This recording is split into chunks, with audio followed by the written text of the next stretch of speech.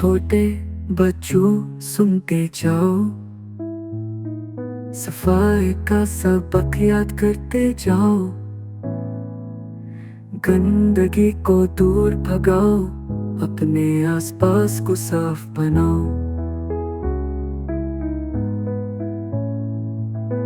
ہاتھوں کو ہر روز دھونا ہے، بیماریوں سے دور رہنا ہے،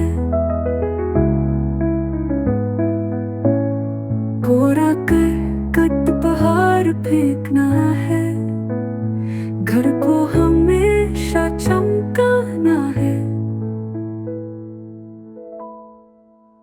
پھولوں جیسا کھلتا چہرہ، صفائی سے ہے بہتر پہرا، جہاں رہو تم وہاں خوشبو آئے، صفائی کا پیغام سب تک جائے۔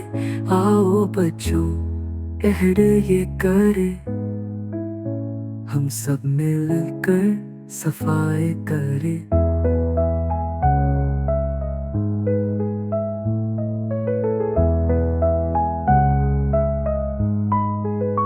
پھولوں جیسا کھلتا چہرہ، صفائی سے ہے بہتر پہرا، جہاں رہو تم وہاں خوشبو آئے، صفائی کا پیغام سب تک جائے۔